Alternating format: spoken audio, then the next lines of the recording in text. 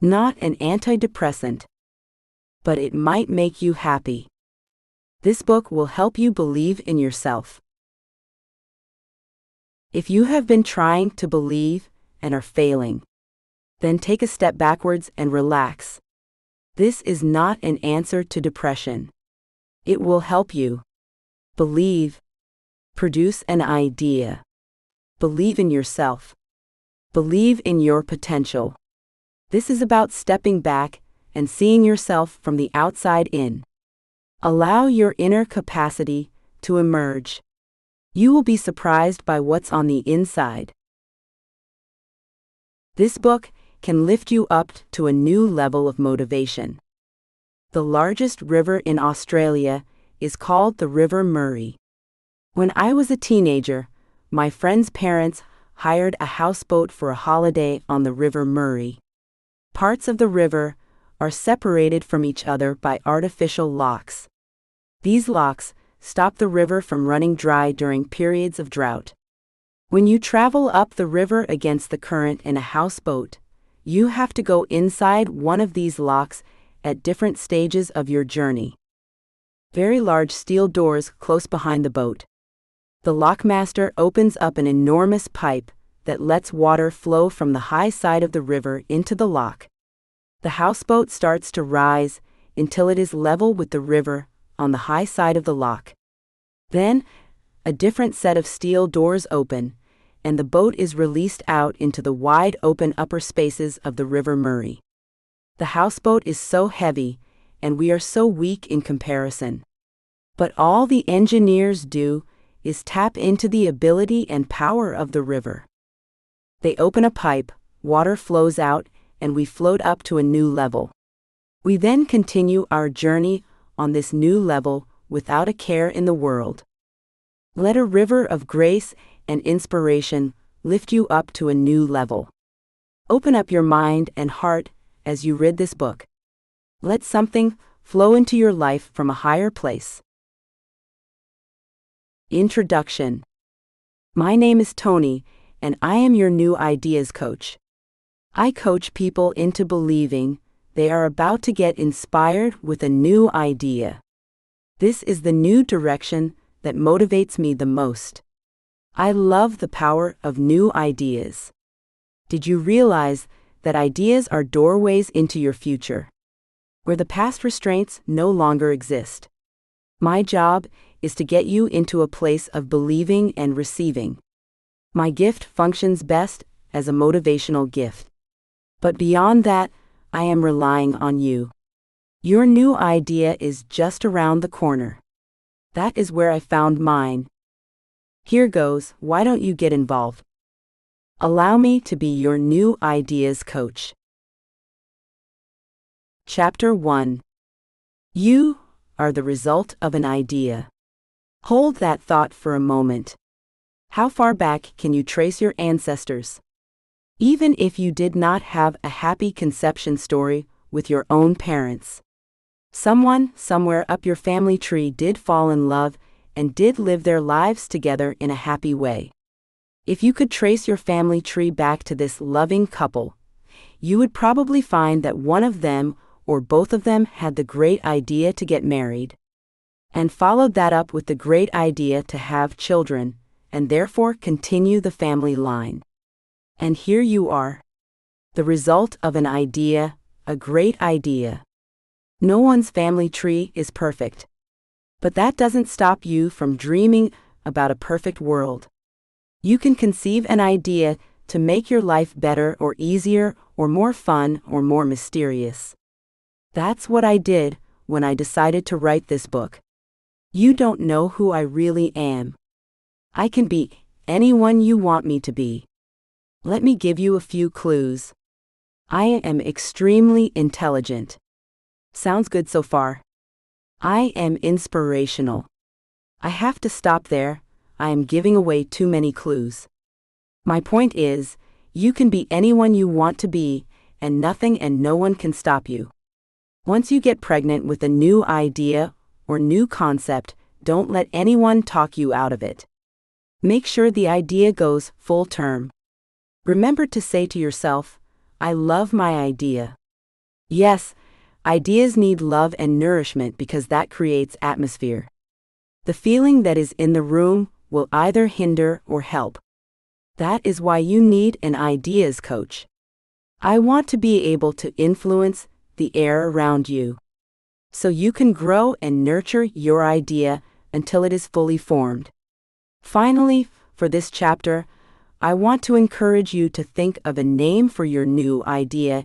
Even if you don't know what that idea is, you can still name it. For example, you can call it great, or sensational, or mind-blowing. You have the power to name your idea, and that is true power indeed. What a powerful person you are. Chapter 2. When an idea is birthed, some people will go out of their way to encourage you, and other people will do the exact opposite. A good idea is attractive. It brings a positive atmosphere with it. A bad idea is unattractive. It keeps people away. We want everyone around us to assist us in our journey. International help is the best. If someone goes out of their way to find you and help you, it brings a massive boost of confidence. Good ideas don't come along every day. But when they do, everyone wants a slice of the action. It's the great cure for isolation and loneliness. Some people need peace and quiet to contemplate what is on their mind. They need time out to evaluate their ideas and concepts. After they do this, and they find what they are looking for, they want to return to their community to share what is on their heart. They want to tell their friends and family about the things they have discovered. They want to tell their business partner about their plans for the next level of success and their new goals and vision. But a massive storm may be on the way, and they do not perceive it. But they do see it on the horizon, and they see it just in time to take evasive action. They know what to do because it is intuitive. They know how to hide from the storm. Actually, they realize that they don't have to hide themselves. They just have to hide the idea. If you unveil an idea too soon, you can risk losing the initial momentum that came with the birthing of the idea. A new idea is exciting. It is connecting you with the realm of the possible. A new idea can shift you out your old life.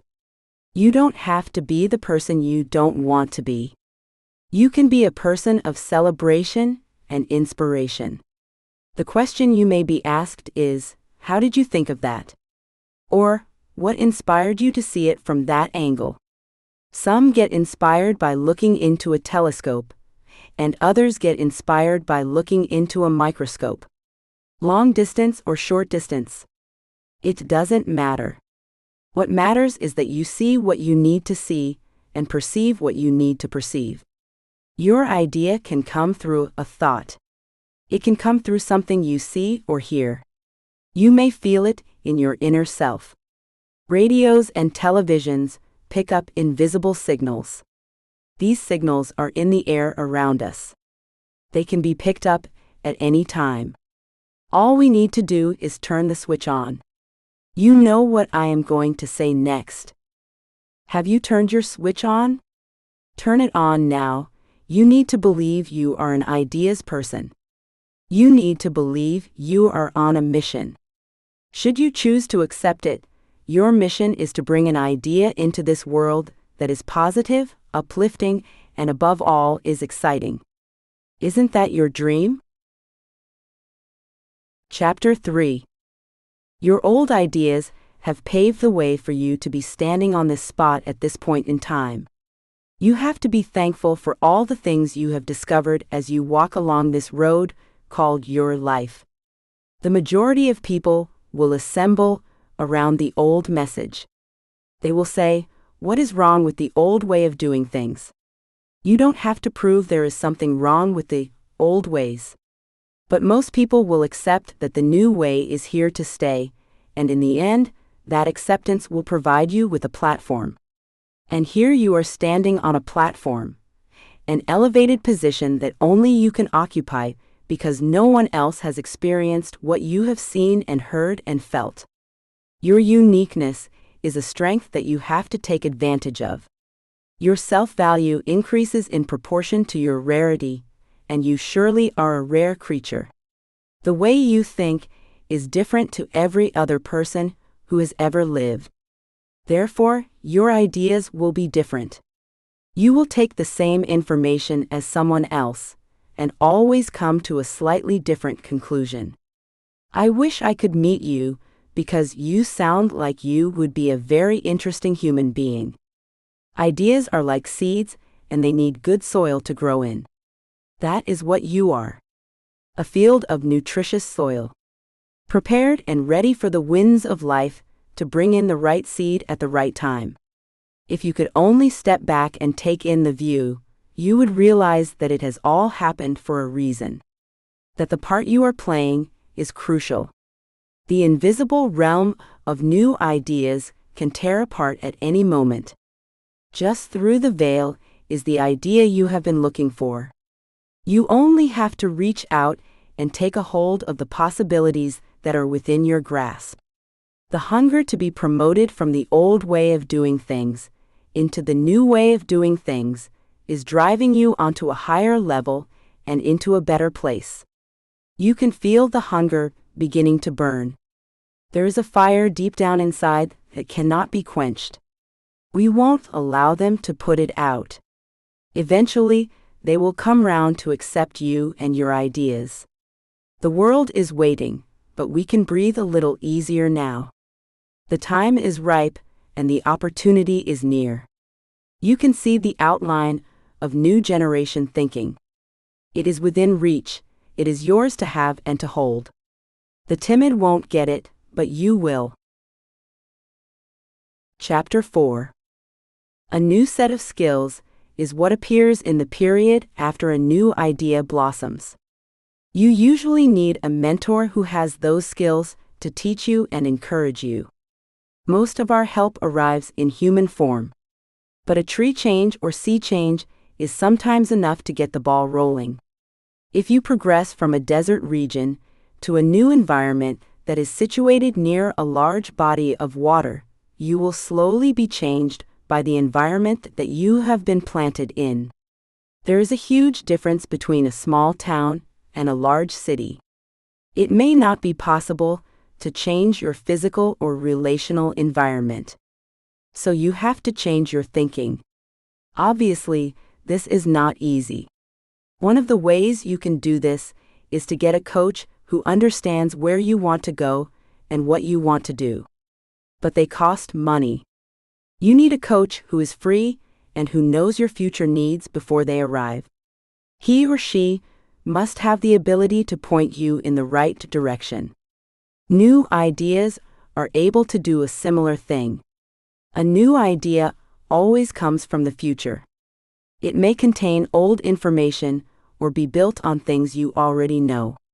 But if it is a new idea, then it hasn't existed before in its present form. It may have been formed because of the past, but when it arrives from in front of you and not from behind you. New ideas take you into the future. New ideas move you to places you haven't been before. You may feel it is familiar territory. Just like the thought of tomorrow feels familiar. But we know that tomorrow is a brand new day. Like your next new idea. A new idea can do for you what a coach would do. It can motivate you, it can encourage you, it can show you a way out of your present set of conditions into a new set of circumstances. Your energy level increases in proportion to your input of inspiration. Inspiring thoughts generate a link that acts like a bridge to a new world. Your new world. An environment that appreciates what you have to offer. Where you feel attractive and attracted.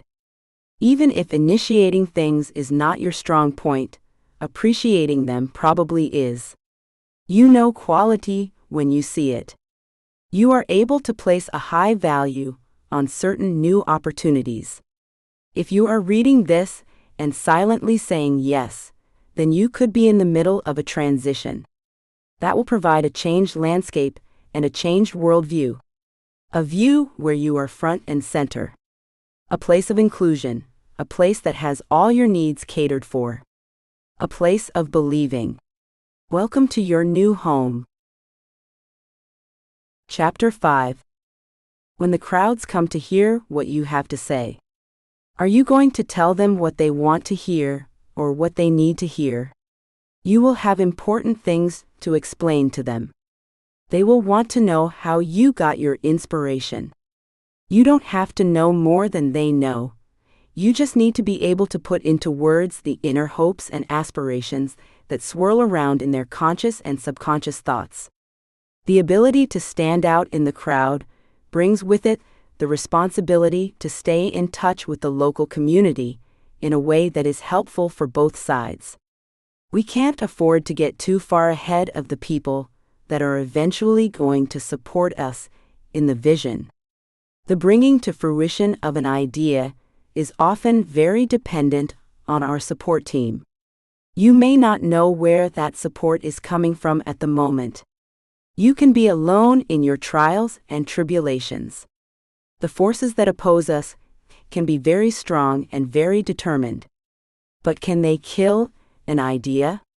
I think not. Once an idea has taken root, it normally can only be replaced by a better idea. It has energy, it has a life of its own. You were responsible for giving it that life and energy. The wet blanket of people's opposing thoughts doesn't have the power to put an end to your dream. We can consider their suggestions in a wise and thoughtful attitude. Why not? We are in charge. We have the perception that strong character produces. We will not be pushed around. This is too important to allow petty differences to fester. We need to take the high ground, the more esteemed position. Let those around you see some of your insight. It is time to share. But only the things that you are comfortable in sharing. We have to stay strong.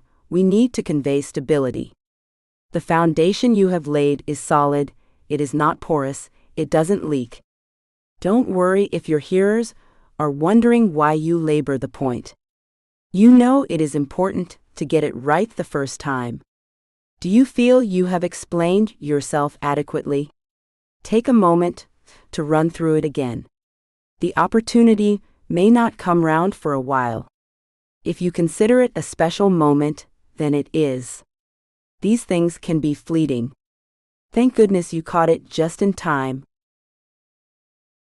Chapter 6. The search for a new idea can be one-dimensional for some. They have been trained to expect it to come from a long and arduous effort that is accompanied by sweat and tears and with loud groaning. No, that is not the only way. There is a more relaxing process. One that is heart-related. It is called cleaning out your heart. Who knows how much emotional junk has accumulated, clogging up the free flow of your inspiration. People come along and tip their rubbish thoughts all over your pristine landscape. A once beautiful view can be polluted with weeds planted by events that happened all the way back to conception. Come on, let's get onto this before it is too late. We want freedom to proclaim our latest concept unhindered from the past. The past acts like a prison, holding us back from our full potential. The future beckons us with the promise of better days and more peaceful nights. Sleep time is dream time. Dreaming while you are awake is called daydreaming. Our old teachers thought we were wasting their time. They didn't realize that a potential genius was sitting in their class. The art of setting people free is a long-lost one. You and I haven't lost it. We know how to be free. We obtain our freedom by giving those around us their freedom by permitting them to be the person that they are. We stop trying to change them and their ways. We let them go on their way, whether it is a low road or a high road, we declare it is their road. It can be painful, but cleaning out old wounds is painful. We have to keep our eyes on the long-term goal. We have to believe there is a reward waiting for us, that something good is going to happen. New ideas are free, and anyone can take hold of their future direction by taking on board the excitement that surrounds fresh insight. We leave the land of boring and set out to discover new horizons. We are explorers, we are adventure junkies. Are you bold enough to cast adrift the philosophy that you may have inherited? A system of ideas that was good for the time but is old-fashioned. The term retro means an old idea introduced in a new way. Genius is a slightly old-fashioned term, which is now used as a term of endearment. Do you mind if I use that term to describe the next massive idea that you are about to come up with? Chapter 7. You and I know a good idea when it comes along. We are tuned in to the quality that emanates from ideas that float above the average. We understand that oil and water don't mix unless shaken. This whole world is built on the laws of physics, and one of those laws states that for every action there is an equal and opposite reaction.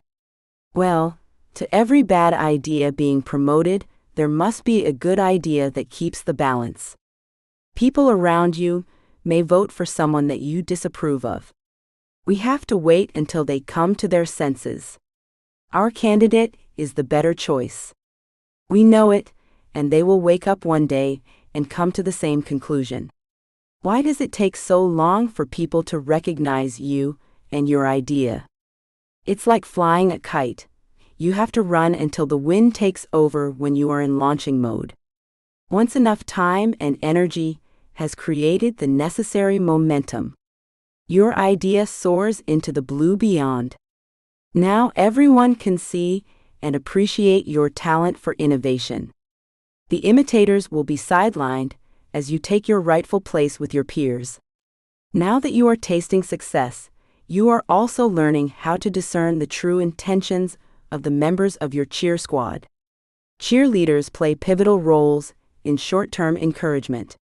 But we still need the sage advice of the seasoned campaigner. It is your collection of ideas and inspiration that provides motivation for the voter to support you. Remember, people are voting when they buy your record or purchase your product. Some of the biggest and most successful companies have found themselves in periods of unpopularity and still survived in good enough shape to be able to make a comeback when the opportunity presented itself. The praise of the cheerleader and the wise advice of the long-term campaigner can be mixed together to make the launch of your career an explosive experience for all involved. Chapter 8. When you believe in someone, you are loving them. When you believed in your idea, you loved your idea. The experience of becoming a believer in an idea changes you. Whenever the Olympics are on, the television stations and other media outlets in Australia always interview our sporting legends from past Olympics. One of our greatest sporting personalities is always one of the main attractions. This person is treated with respect and often given a place of honor at media events or sporting receptions. Now let me be a little honest with you. This sporting champion achieved their success over 40 years ago. Since then, this person has had a very unremarkable life. They have not had any success in any other area of their life for over 40 years. Some would say that they have actually been unsuccessful. I am happy that we treat our past sporting champions with honor and respect.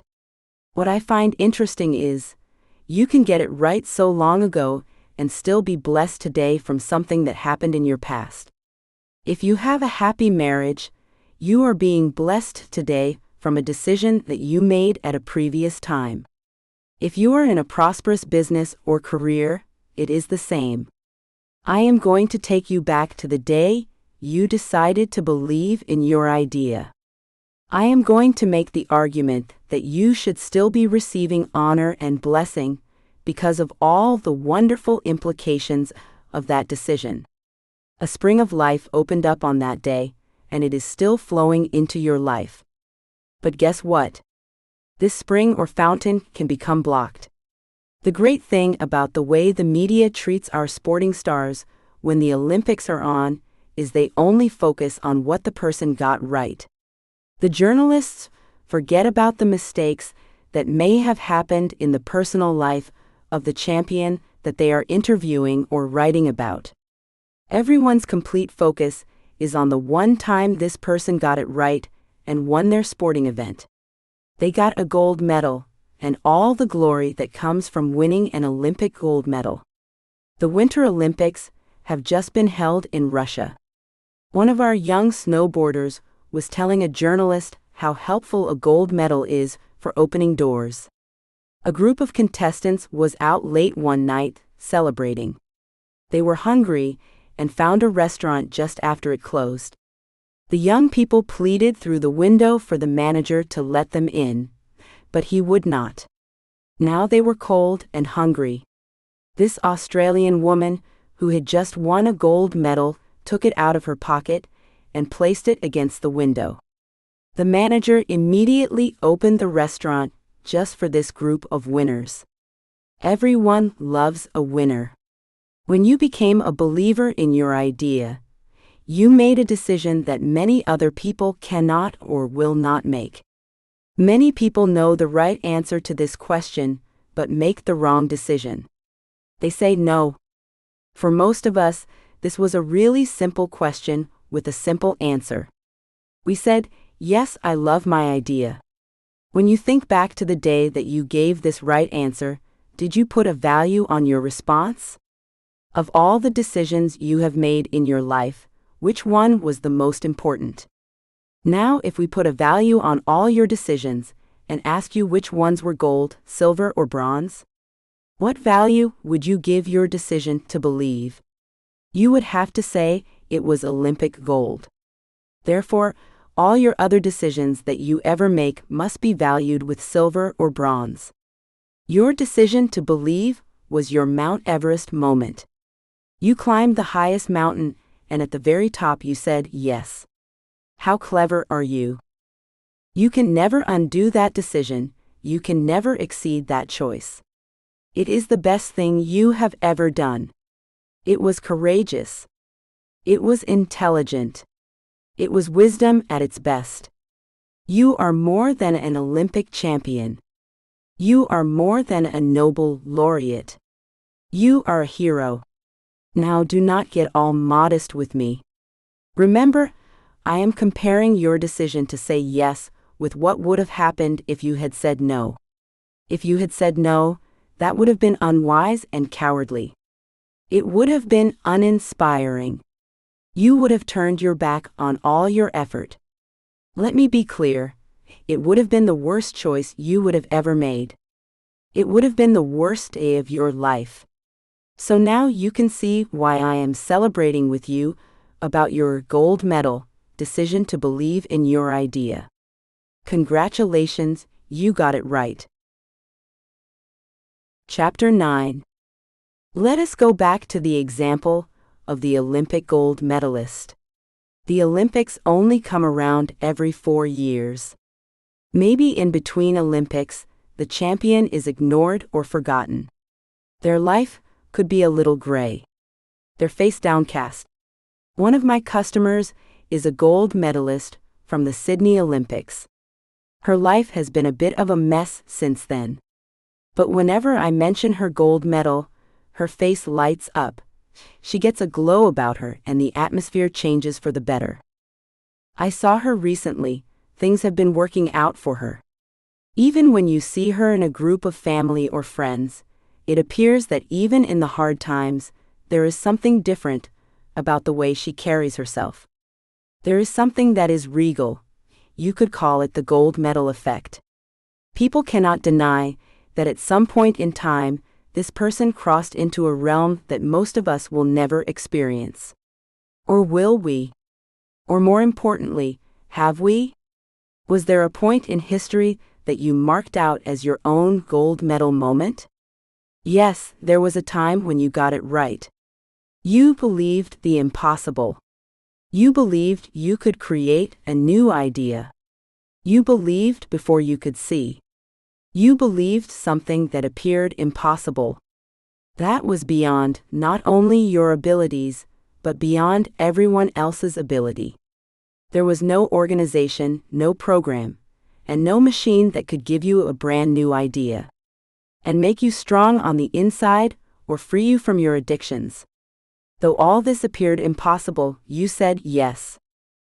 When we accept the invitation to be different, we often do so with little knowledge of how important this decision is. Well then, that means you may have got it right in ignorance. Isn't that special, getting something right in ignorance? That's not normal. Don't we normally get things wrong in ignorance? Olympians do not always win by their own efforts. In Australia, there is a famous Winter Olympian who won his gold medal in ice skating because all the other competitors fell over in the finals. He was coming last, and then he was first. I heard him on the radio telling some school children how to be successful.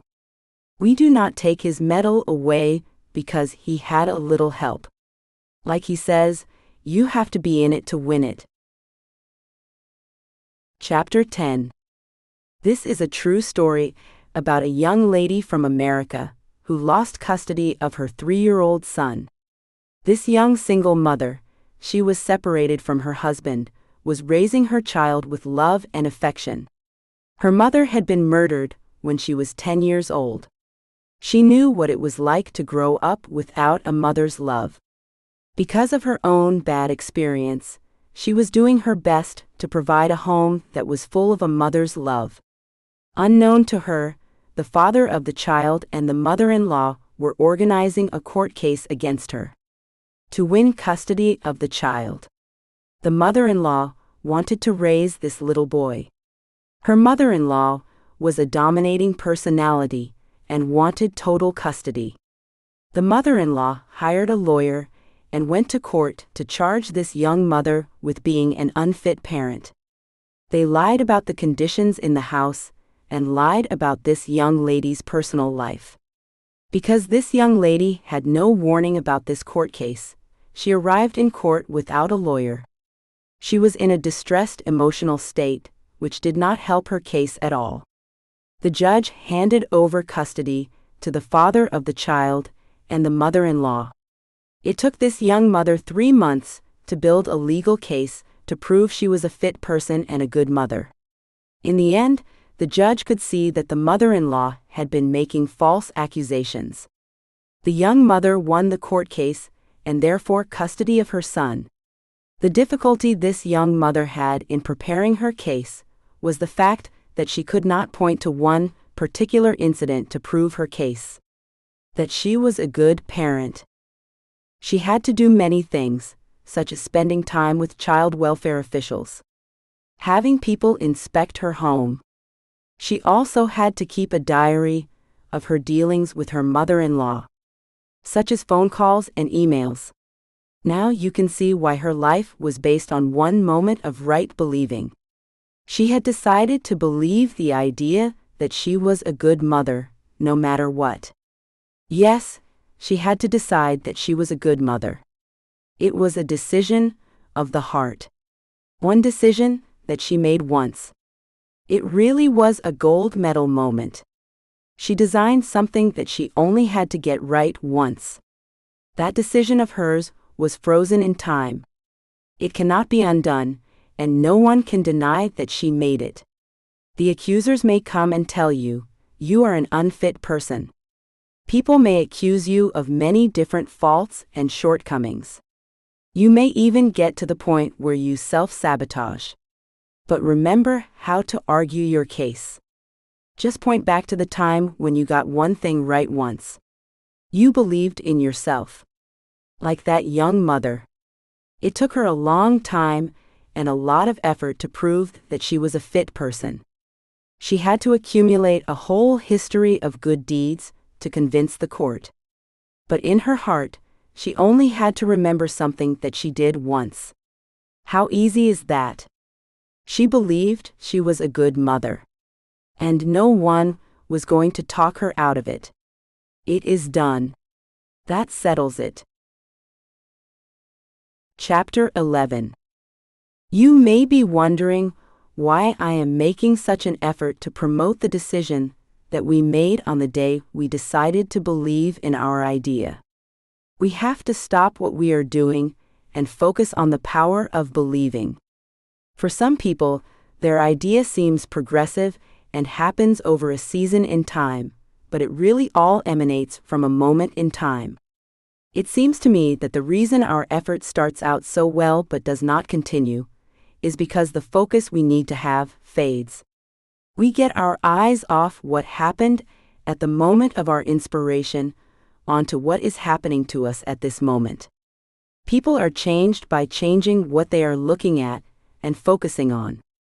By looking at something that is outside their immediate vicinity. They look at something that is in the distance. For a lot of us, our original inspiration is many years behind us. But it can still be relevant for us today.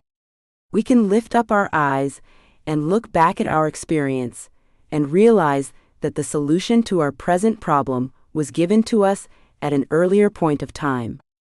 Jessica Watson is a young Australian girl who sailed around the world solo.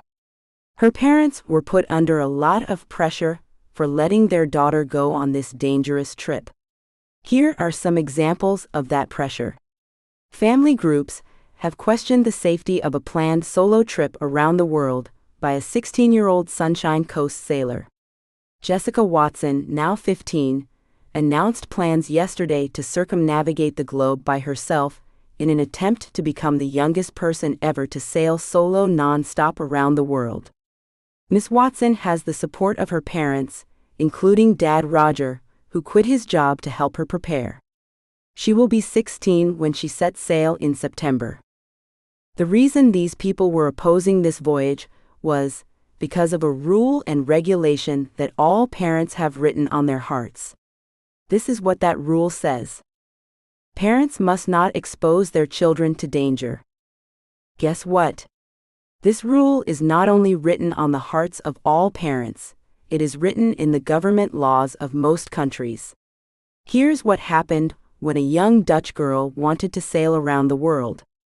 The Dutch Council for Child Protection is so concerned about the dangers of Laura's marathon voyage, it has asked a court to grant it temporary custody of Laura so it can do what her parents refused to, halt the trip. Judges at Utrecht District Court are to announce on Friday whether they will scupper Laura's record-breaking plans. In the meantime, the legal battle has ignited a wide-ranging debate, even in this traditionally seafaring nation, about the role that parents should play in their children's risky adventures. Also, a child psychologist was against the voyage taking place. This child psychologist gives us a clue about how these parents justified their decision. He mentions dreams, and where you have dreams, you have believing. Winter, the child psychologist, said parents need to step up and warn their children of the risks they are taking. As adults, you have a very important responsibility to oversee more aspects than just the child's dream, he said. I'm not saying children shouldn't have dreams, but sometimes dreams are just dreams.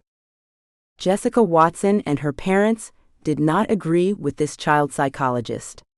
She believed that she could do it. Her parents believed in her ability to do it, safely and successfully.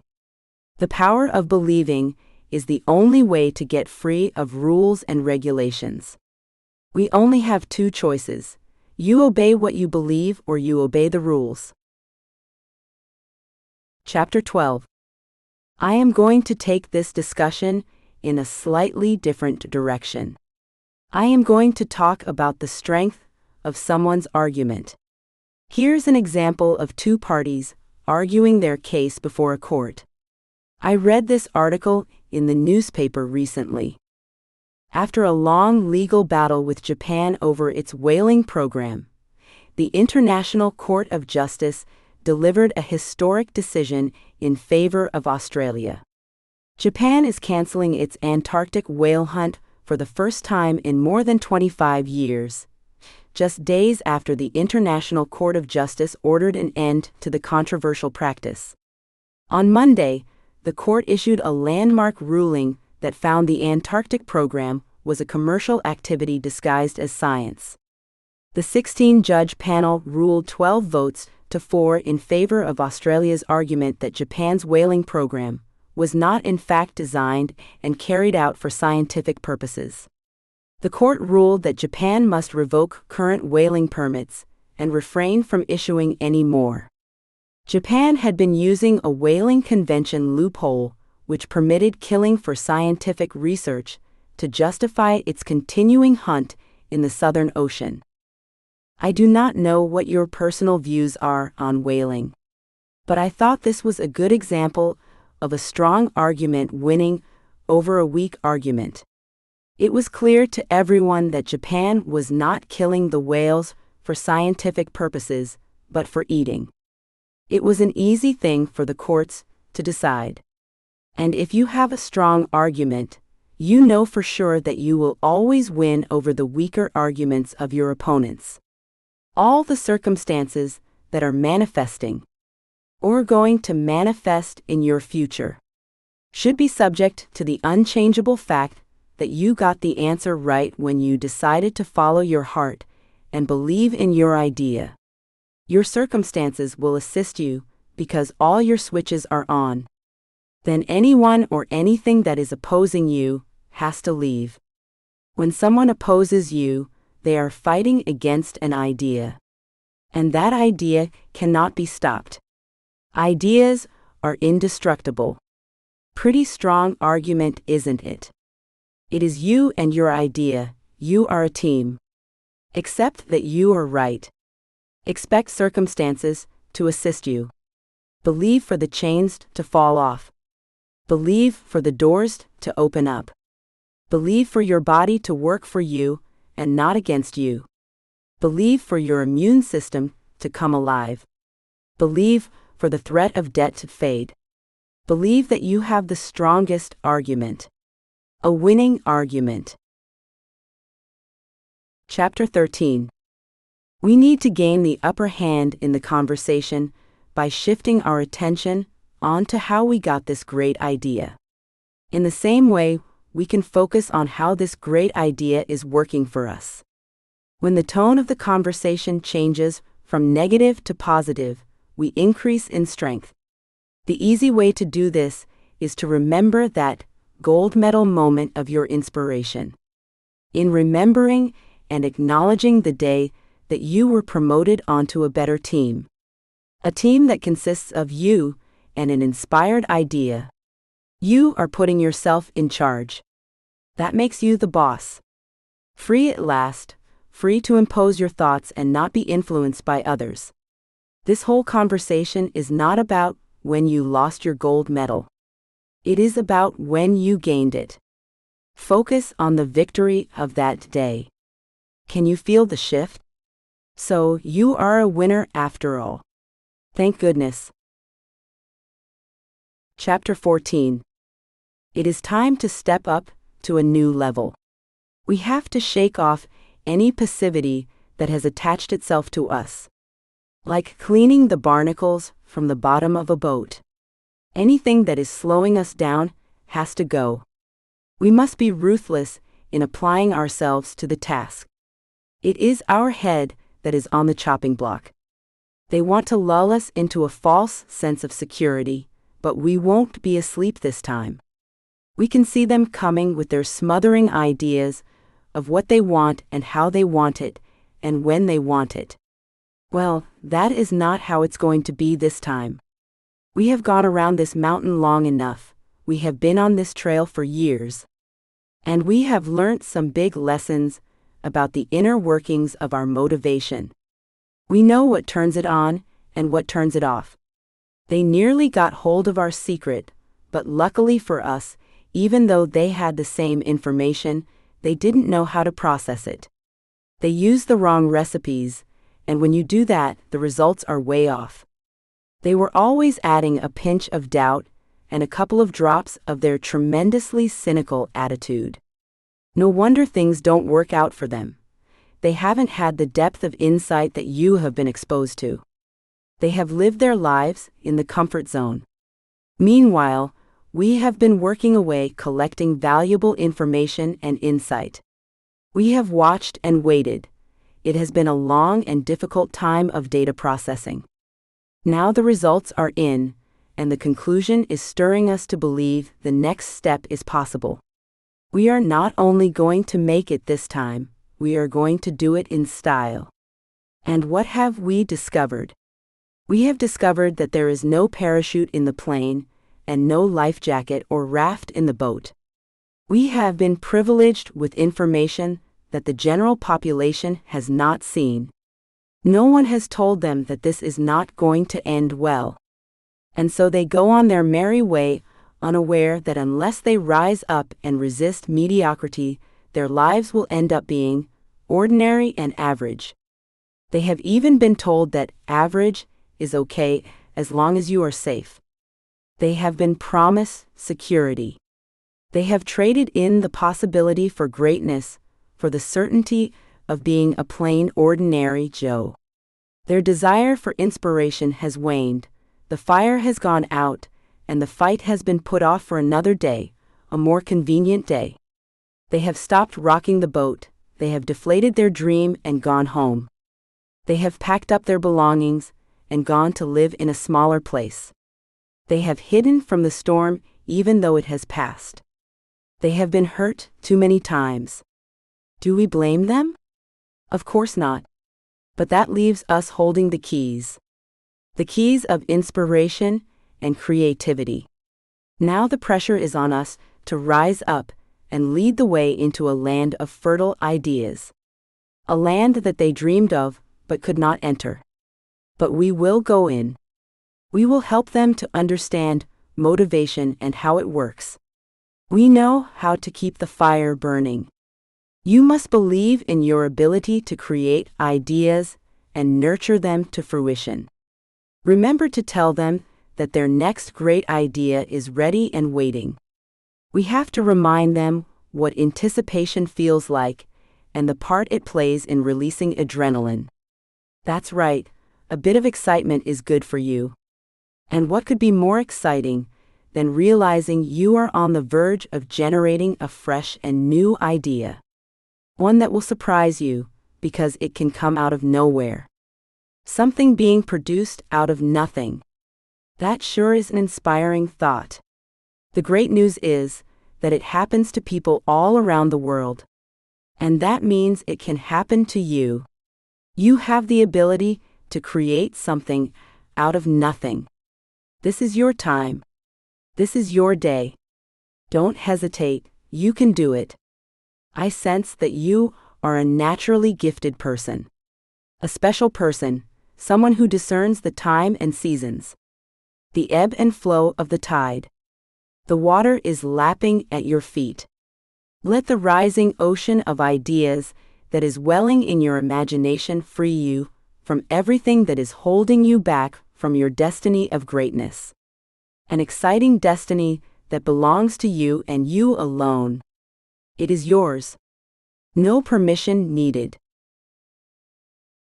Chapter 15. I was asked to step up and lead a group of people. I said yes, why not? Then, I suggested they change the name of the organization. That idea got me into a lot of trouble. I thought it was a great idea. New name, new game, right? Wrong. They voted the idea down. Come up with something better, they said. I suggested they move to a new location. Good move? They voted that idea down. I suggested they get a new leader. They voted that idea up. There you are, standing alone with all your ideas of change. But they are not buying what you are selling. Okay, back to the drawing board. I know what to do, move to a new town or city. Hey, wait a minute, aren't you changing all the outward stuff? Listen to this. Inward change is where it's at. Because that is where you have total control. Like a car, all the controls are inside the car. And why is that? So that one person and one person only is driving that car. Not even the person in the back seat. The driver sits in the driver's seat. The engineers designed it that way for a simple reason. It works better with one driver at a time. We are designed the same way. All the controls are internal. No one else can get their hands on your steering wheel, accelerator, or brakes. You are the driver, and you will control where you go, when you go, and how fast you go. The people on the outside are trying to expand their area of influence. It is an inbuilt human desire to want to influence others. And this is where the wrestle happens. It's their way or the motorway. They flatter us with their lips, but their hearts are far from us. Finally, the curtain falls, and we are left alone with our thoughts. Sounds sad, doesn't it? But sometimes it's the only way to the next level. As long as they didn't steal your self-belief. We have to retain our mojo, our capacity to function. They may have voted against you, but by leaving you, they helped you. When I say leaving you, I mean they have emotionally withdrawn their support. Outwardly, they may still be there smiling and cheering, but they have stopped investing. Their interest has moved on to other topics. And how have they helped you? By leaving you emotionally stranded, they have handed the keys back. That's right. Without knowing what they have done, they have actually voted you back into leadership. You are now fully in charge of your body, mind, and soul.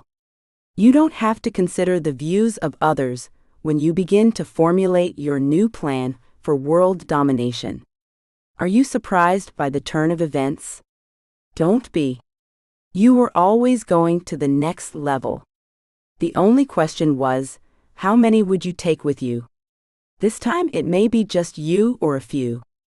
But next time you will take a crowd with you. For some of you who are reading this, the crowd is gathering. If that is happening, you better get ready to feed them. They are going to be very hungry for your insight and wisdom. You cannot go through what you have gone through without picking up some really special pearls of wisdom and inspiration. My vote has gone your way. I always vote for the inspired one. Chapter 16. A desert is the result of a shortage of water. The economies of many countries became a desert when the supply of oil was cut off in 1973. Here are 5 quick facts from the 1973-74 oil shock. 1. The 1973 oil crisis started in October, when the members of the Organization of Arab Petroleum Exporting Countries proclaimed an oil embargo, in response to the U.S. decision to resupply the Israeli military. During the Yom Kippur War, it lasted until March 1974. 2. Between the 11th of January 1973 and the 6th of December 1974, the Dow Jones Industrial Average lost over 25% of its value. 3. The UK, Germany, Italy, Switzerland, and Norway banned flying, driving, and boating on Sundays. The Netherlands imposed prison sentences for those who used more than their given ration of electricity. Ted Heath asked the British to heat only one room in their houses over the winter.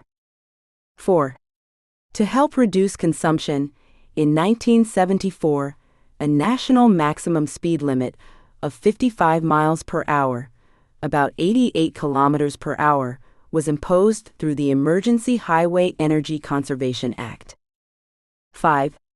Drivers of vehicles with license plates having an odd number as the last digit, or a vanity license plate, were allowed to purchase gasoline for their cars only on odd-numbered days of the month. Drivers of vehicles with even-numbered license plates were allowed to purchase fuel only on even-numbered days. The 1973 oil shock made the normal way of life a distant memory.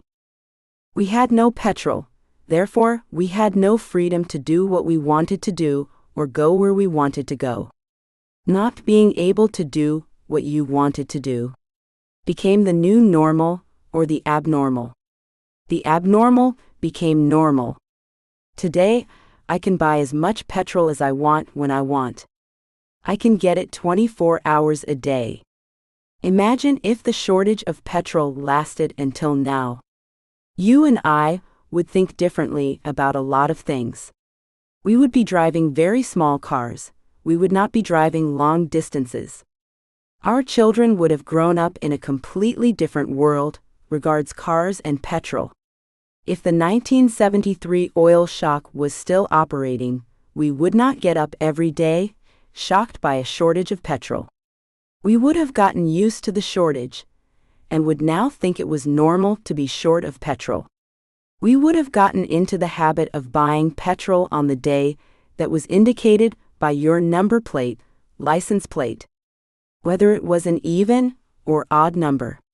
Cigarette smoking was also normal in the 1970s. People smoked on the trains and planes, in restaurants and bars. All the while, the children were passively inhaling. No one raised an eyebrow. It was normal, everyone did it. But now it is abnormal. Another example of the normal becoming abnormal. When my parents grew up, men did not have long hair. When I grew up, they did. When I grew up, tattoos were unusual for the mainstream. Now everyone is getting one. I still find that abnormal, but that is because of my age. My parents' generation thought it was okay to drink and drive. They agreed that you should not be drunk and drive. But if someone did drive while they were drunk, and they got away with it, then it became funny. No one laughs now about that sort of dangerous behavior. Too many of us have seen the sad results of drink driving. Over the last 40 years, we have seen many things that were not normal become normal. Being inspired should be normal. But it has become abnormal for a lot of people. Chapter 17. If Christmas was held every weekend, it would not be considered special, though the children would love it. The adults would be too tired and broke to enjoy it. Some people retire too early because they think they will enjoy getting up in the morning and sitting around the swimming pool or going to the beach. Most people discover they can only do this for a certain amount of time before they get the urge to get involved in something more purposeful. I have seen people get bored with life. The reason they ended up in this position is because they were not receiving any inspiration. Or if they did receive some inspiration, they considered that was all they needed, and they moved on and stopped entering in. If a person has a mindset that thinks the season of inspiration will have a beginning and an end, they will come to the conclusion that the experience is not permanently sustainable and cannot be repeated on a regular basis. The person who thinks this way will anticipate a future where things will go back to normal. They believe there will be a cut-off time for being filled and motivated with an inspiring thought. Being drunk is normal for some, for others it is a rare occurrence.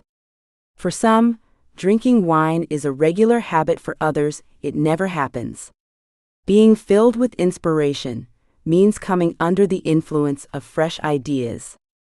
And that means you can feel it happening to you.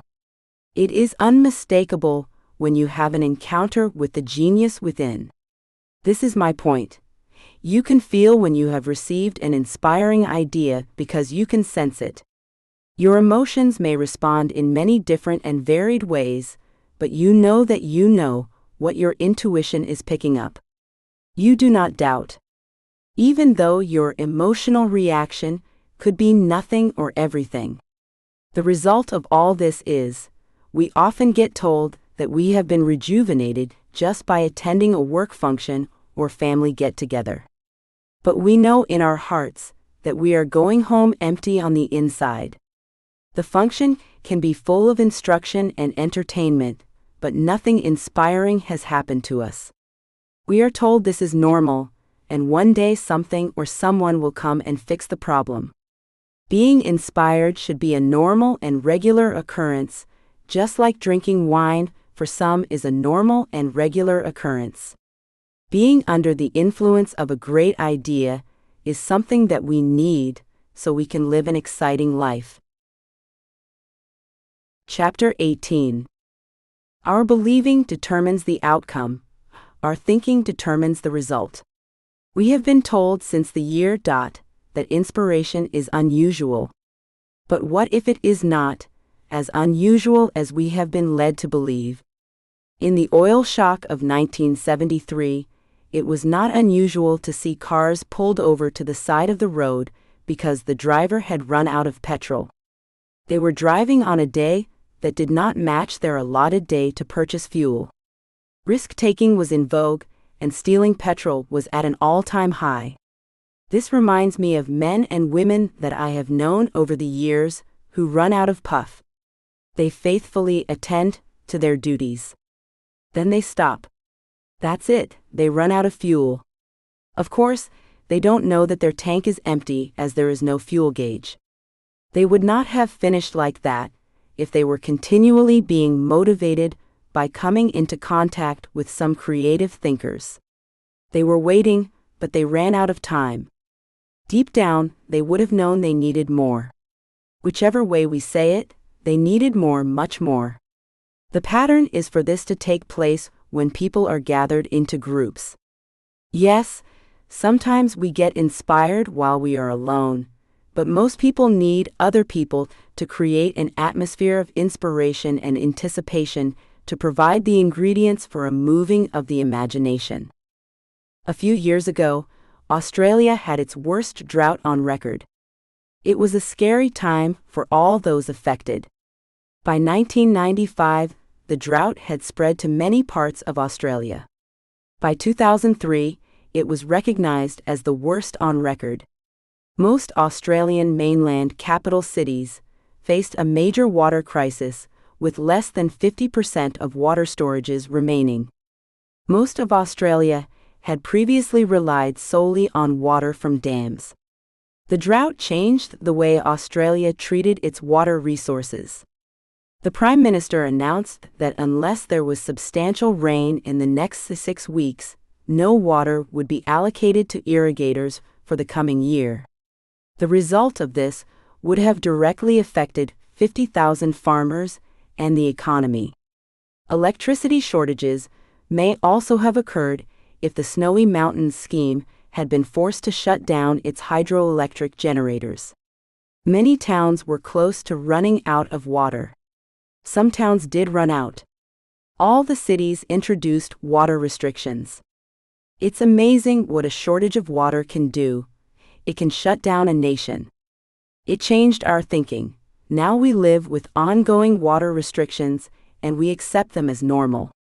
In the past, we had unlimited use of water to wash our cars and water our gardens. Now we have special days for doing those jobs. In the drought, people's behavior changed.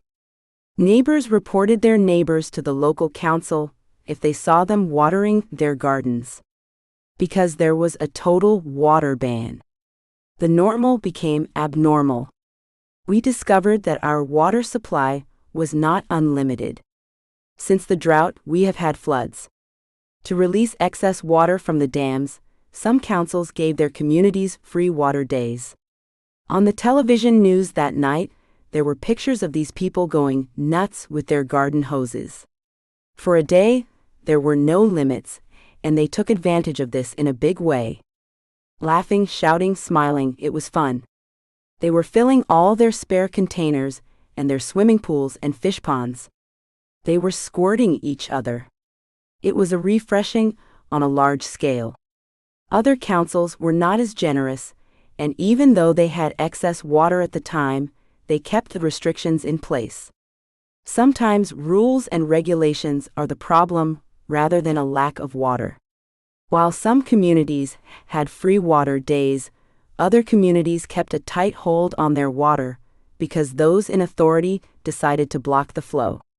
The bureaucrats were in charge, and no way were they going to let people have a free water day. Does this sound familiar? The most common blockage is normally the rule makers. They get so caught up in the budgets and business decisions. They restrict the creativity that was designed to flow naturally in people's lives. The reason this happens is because they are by nature practical and conservative people, and therefore well suited to the job of looking after budgets and buildings. But when the choice comes down to more fun and creativity, or more money, guess which way they go? I don't blame them, as you have to be wise. We have to continually choose to be led by the inspirers rather than be led by what the dominant personalities want. Do you see the choice? To listen to the logic of the bureaucrats, or to listen to our hearts. Chapter 19.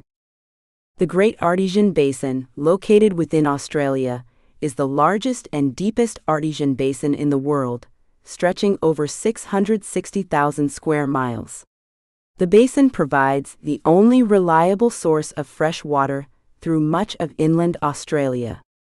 Prior to European occupation, this water discharged through springs, many in desert areas. These springs supported extensive Aboriginal communities. After the arrival of Europeans, the springs enabled early exploration.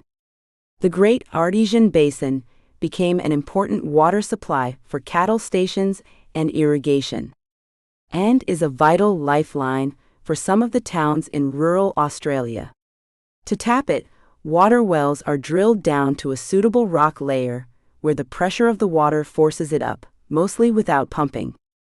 The early explorers of inland Australia believed there was an inland river system to be discovered. As they trekked over the desert country, they had no idea what they were looking for was underneath their feet. Imagine if what you have been looking for is under your feet, or inside of you. Then the search is over. Hold that thought for a minute. Irregular rainfall produces instability in farming communities and weakens the farmers and their families emotionally and financially. Some of our largest inland towns rely completely on underground water, and they thrive and survive because of this consistent and free water supply. Our towns and cities that rely on above-ground water from rainfall and dams can be shut down by a prolonged period of drought. The towns in Australia that have learnt to source their water from the underground supply don't worry when it doesn't rain. They know they are not as dependent on rain as the other towns are, that rely on dams for their drinking water. We are designed in a similar way because the true source of inspiration is inside of us. We are not as dependent on external factors as we thought we were, such as how your career is going and what season it is in. We are individually in a season of perpetual potential. It is unlimited, and it started early on in our life, and it never ceases. We all have creative imagination, and it flows day and night, in the good times and in the hard times. Remember, it is 100% natural, and it is inexhaustible. Chapter 20. Now I am going to tell you some home truths. First of all, you can't go back once you have come this far. You have crossed over into the realm of inspired ideas. Not everyone can gain entry. Secondly, you belong to a new community, a selection of fellow humans who share your likes and dislikes, who want to be inspired. They want what you have got. Sometimes, having a common enemy unites us more than having a mutual friend. You and your fellow travelers have jumped a fence. The field you were in was too small. And now you have woken up in a new place. A view is unfolding before your very eyes. You never realized that it was this easy and this possible to believe at these levels. Before now, the limits were in sync, the opposition was unified, they wanted to stop you. If word gets out into the mainstream, who knows what chaos will manifest? While the uninitiated form long lines and patiently wait for a common result, order will remain. Ordered thinking and planning. But you are not interested in maintaining the status quo. You have pursued free and totally unrestricted thinking. Creative thinking. Your imagination is able to conceive a virtual world and hold it in place. You are able to stay on track for long periods of time. We allow sequences that are long enough to provide results. But approaching the edges of reality. A famous statement says, "All things are possible for those who believe." Most of the population will qualify that statement. They will question its application. They will apply time limits, context limits, and relevant limits. Is it relevant for our situation? That is their response. You and I don't approach it from that direction. We say, if we believe, then anything and everything is possible. When we don't add or take away from exactly what those words are saying, then we cross over into a world where everything is possible. We can visualize time going forwards or backwards, like Hollywood can. When Hollywood makes a movie, they can create anything in any way they want. It doesn't have to make sense. It doesn't have to add up. Creative imaginations do the same. In your created world of unlimited dreaming, you can live on Mars or you can live under the ocean. We learn from watching people being creative in the entertainment industry. We want to go to the next level, where our dream in the invisible realm starts to show up in our daily life. Yes, having an inspired idea can change your real world, not just your fictional world. At about this point in the discussion, the urge to qualify some of the things I am writing comes to the surface. This is where the key to crossing over comes into play. The key is to resist the urge of conventional wisdom. And we do that by leaving out any form of justifying our thinking at this stage. We save that up for later in the process. At this phase, we are concentrating on freeing up our creative juices. Don't get bogged down in the technical details, they can be worked out later. If someone says, "How are you going to do that?" don't try and argue with them. They are operating like accountants.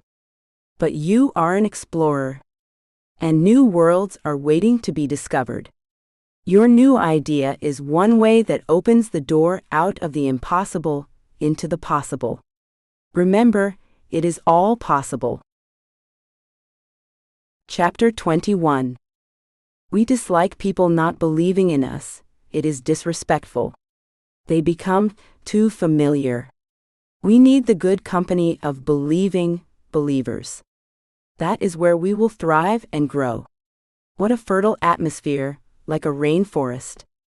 Ideas behave like seeds, and people's unwanted suggestions are similar to weeds.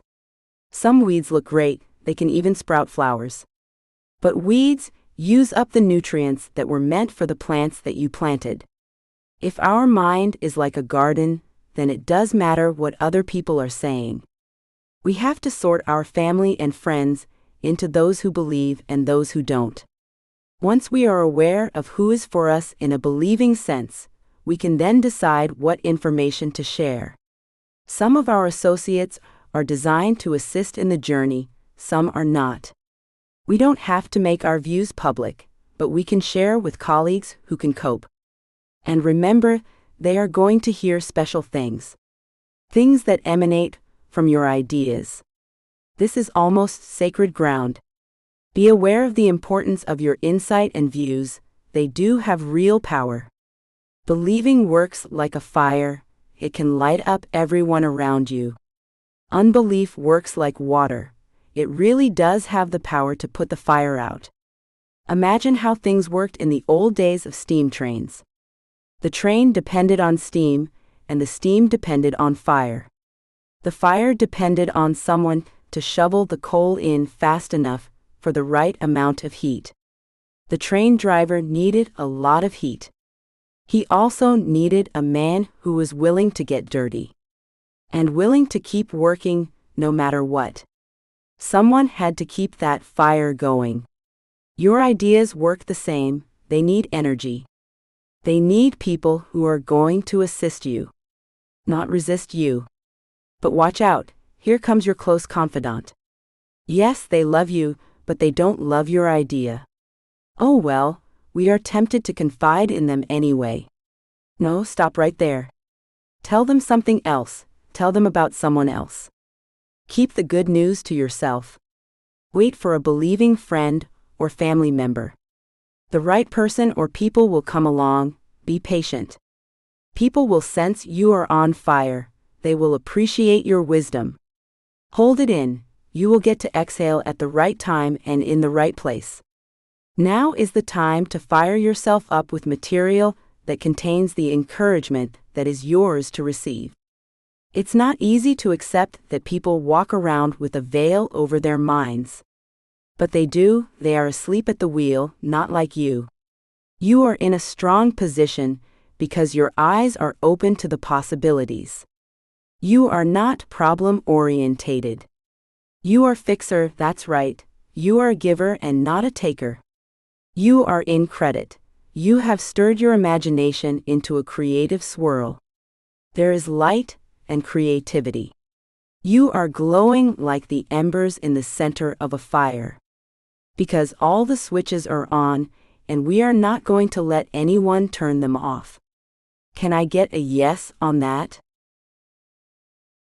Chapter 22. Humans are designed to operate in believing mode. All around the world, people are flocking to motivational seminars and conferences. Self-help books are bestsellers. Excited people appear on television and invite us to support their charity that they have created out of personal adversity. They could be at home, curled up in bed.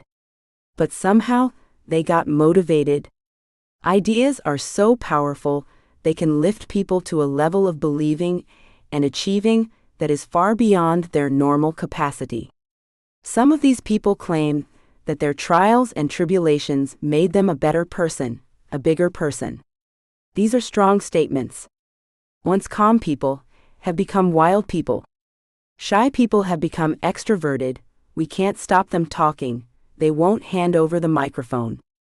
Behind the scene, the same thing happened to them all. An idea got into them. You could say it was planted in them. Once an idea takes root, it has no limits. It can grow in an unending and upward spiral that sets you up for unusual accomplishment. Your self-esteem can get a boost that propels you into an orbit beyond the reach of any negative influences. You don't have to come down from your lofty position. You can stay up there because your great new idea has the power to keep you there. The cost is affordable because it is free. Inspiration is your birthright. You are designed to fly and destined to be free. Your great new idea is what separates you from walking around with your arms dragging on the ground. You are not an animal. You are not a machine. You are an idea-producing soul. This is not soul music. This is your music. The music that comes from ideas hatching in harmony and sequence. There may be a storm raging in your life at the moment. Don't let it distract you from your destiny. Your future is filled with royal potential. I use that term because the ability to produce a creative idea is reserved for those who climb out of the mass of humanity and step up and into the role reserved for the inspired man or woman. Yes, you are inspired. Believe it. Chapter 23. A new idea can't be confined to bed. It doesn't feel down and out. It just floats through your mind on its journey of greatness. It is not upset by delays or opposition. The essence of the idea permeates your thought life. It slowly gathers support from the inner workings of your emotion. Your new idea supports you while you are in transition from a doubter to a believer, from a procrastinator to a man or woman of action. New ideas are the spark plugs for your engine of inventiveness. They kickstart any dormant areas of your imagination. They wake you up from the suffocating facts of life. The burden of our mistakes slows us down, but we are empowered by the fresh realization of today's possibilities. You cannot change the past, but your new idea can cast its shadow of success backwards in a way that colors the past and how we view it. Your idea can grow so tall and strong, it is limitless. It has the power to rehabilitate. Ideas can fill the void. They can occupy a vast area of space. Imaginative space that up till now was void and empty. Your very being can hold onto concepts that are global, cross-generational, and ageless. The power that you have to conceive and perceive through the creative process is yours to enjoy. The piano player is dependent on his or her physical capacity. You are not even dependent on your mental capacity. You have something beyond those limitations. You have the ability to dream, to visualize, to step outside of time. If you wrote your idea down and put it in a time capsule to be opened at a specific date in the future, your idea would still have the potential to inspire someone in the decades to come, no matter how long it had been buried and forgotten. This is the process that is going on inside you now. Let it carry you into a better place. A positive place. Old ideas that we had long ago still have the exact same potential that they always had. They were not a waste of time. Don't be blind to your potential. Some people do not have physical sight, so they turn their ears into their eyes. They are always on the lookout for an easier way. The distance between greatness and ordinary living is so slight. You can almost hear your destiny whispering to you. Your decisions have the power. Dream it up. The decision to believe in your idea is a great decision. Chapter 24. Your area of influence increases in proportion to the originality of your idea. The more original your idea is, the newer it is. New ideas are popular. The world is hungry for the next great idea. The helpers are gathering. They can sense the nature of your plan. They want to help. Invisible as they may be, they are real. The role they play is one of pollination and cross-fertilization. Think about how many people have played a part in your unique journey. If that many have been involved, it makes sense to allow this thought to open your doors. The thought that you are not alone is one that you have to decide on. If you feel alone, then that thought may dominate your thinking. It can help you either way. You can say to yourself, I am alone and therefore I have to rise up. Or you can say, I am supported and therefore I have to do it for them. You cannot lose. Your thought life is there to provide a never-ending source of ideas. Don't wear yourself out by trying to dominate your thoughts. Give them the freedom they need. Creative freedom, that is. Imagine if someone was throwing you dinner plates that were worthless. But every 6 or 7 plates, they included a silver or gold encrusted plate. You would make sure to catch the valuable plates. In the meantime, it wouldn't matter if the worthless plates fell to the ground and broke. It's the same with your thoughts. Most of them may have no value. But in amongst the ongoing flow of worthless thoughts are the gold-plated ones. Separate them out. Let the lower value ones float away while you retain the better ones. The inspirational thoughts that have the potential to turn into new ideas. the ideas that cause support to come your way. Then they need to be spoken or written. You need to hear them and see them. This process is similar to fishing. Imagine your mind is like a large lake full of fish, ideas. And you get the privilege of throwing in a fishing line every day, never knowing what tasty morsel might end up on your plate. Those fish are invisible below the surface of the water. You know the fish are there even if you haven't caught any. You still believe they are there. It's the same with your thoughts. You may not have had a creative or inspiring thought for months. Keep believing that they are there, somewhere in your mind or memory. Your creative potential hasn't decreased. That is not how we think. Your creative ability is growing. Your support crew is assembling whether you can see them or not. It is time to open the door into a new season. The budding of new ideas resembles springtime. Winter exists in the real world, not in our world.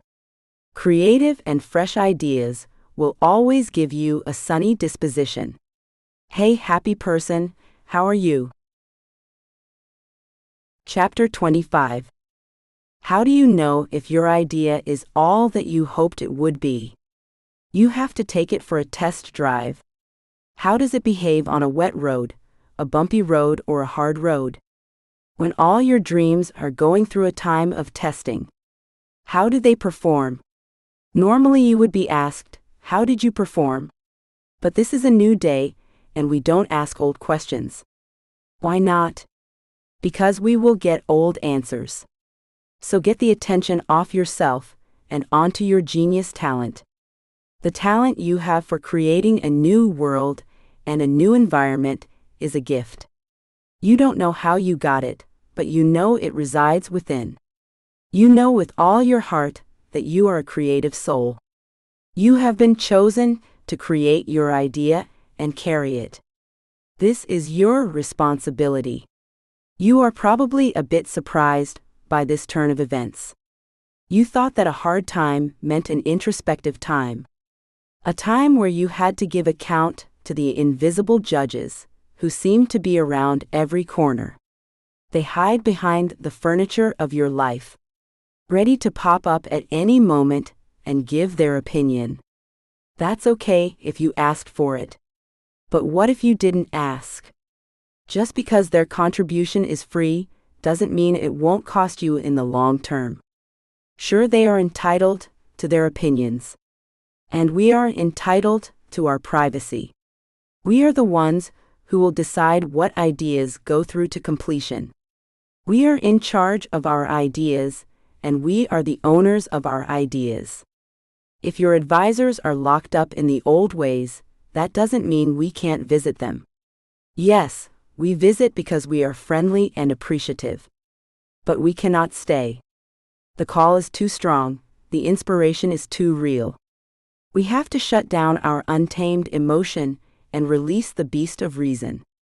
The sirens shout out to us, willing us to return to the old ways. But with an urgency that is felt, we close our ears to their cry. To them we seem a bit heartless, but someone has to light the path. It is a new path, one that we have discovered. A path that is worth it all. We are the keepers of ingenious ideas.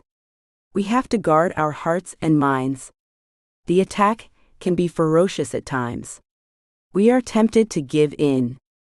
But encouragement has come. The pressure is easing off. As the dust clears and you are able to take stock of the situation, you slowly realize that the attackers wanted you to believe your project was behind schedule. That is their perspective, not ours. It depends on how you measure progress. The attackers wake up every morning and see their work sitting there waiting to be done. Inspired people do it a little differently. We wake up knowing that the gift within will do the work for us. It is a reliable gift, one that sings a creative song. After a good night's rest, it is recharged and ready to go again. We are not the gift, we may go up and down in our desires and readiness. But the gift is cheerful, happy to be there. The ability to create a new idea is the gift. Accept it. Chapter 26. A nuclear submarine is a submarine powered by a nuclear reactor. The performance advantages of nuclear submarines over conventional submarines are considerable. Nuclear propulsion, being completely independent of air, frees the submarine from the need to surface frequently, as is necessary for conventional submarines. The large amount of power generated by a nuclear reactor allows nuclear submarines to operate at high speed for long periods of time. Current generations of nuclear submarines never need to be refueled throughout their 25-year lifespans. Conversely, the limited power stored in electric batteries means that even the most advanced conventional submarine can only remain submerged for a few days at slow speed, and only a few hours at top speed. The advantages of a nuclear-powered submarine are: 1. Do not need to surface. 2. Operate at high speed. 3. Never need to be refueled. The source of energy for a nuclear submarine is contained within. The source of energy for a normal submarine is external. Which submarine most closely resembles how an inspired person gets their energy? My answer is influenced by the stories I have read of men and women who have been unjustly imprisoned for long periods of time without any outside creative input. They often have stories that declare that a thought or idea was with them through their ordeal in a way that prevented them from giving up. These people still have their inspiration intact when they are released from prison. They may have been submerged in prison for years without any creative input, and yet they have survived. All of us are given certain creative supplies, and these supplies have the ability to regenerate if outside supply is not available. You have within you an unlimited ability to be creative.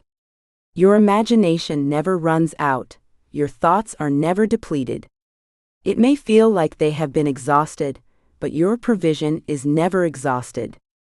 You may be tired, but the inspiring ability within is never tired and does not sleep. Our abundance comes from within.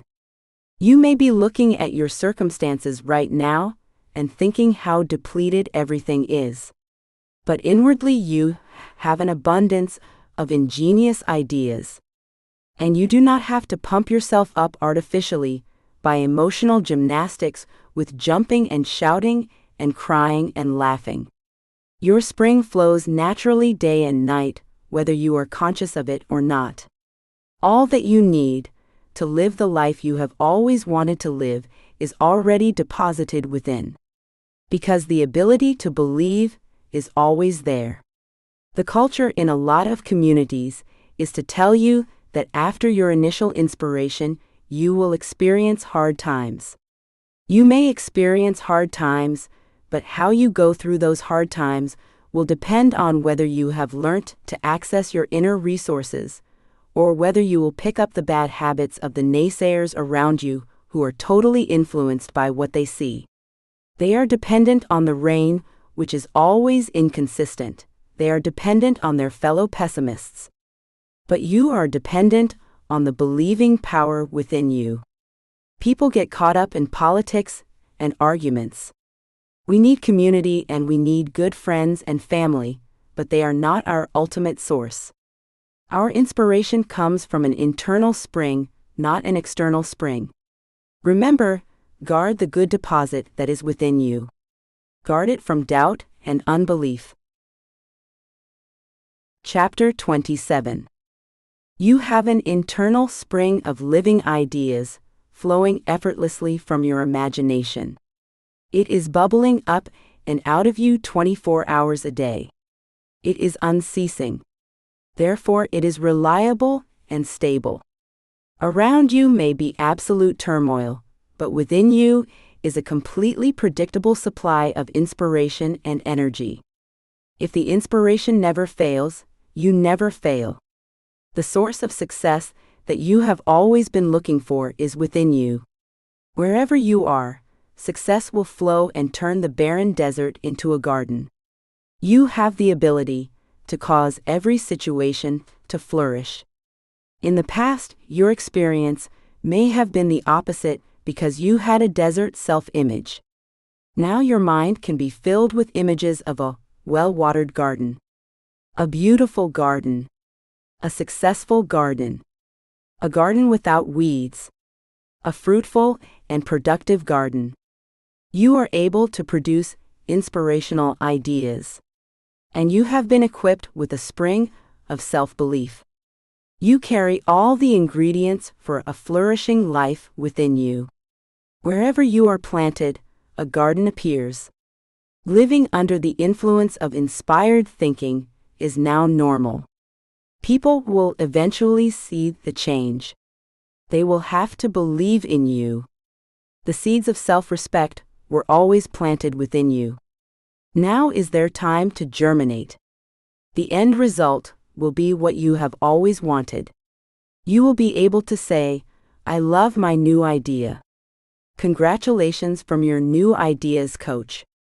Well done. Thank you for taking the time to read my book. Tony, your new ideas coach. Not an antidepressant.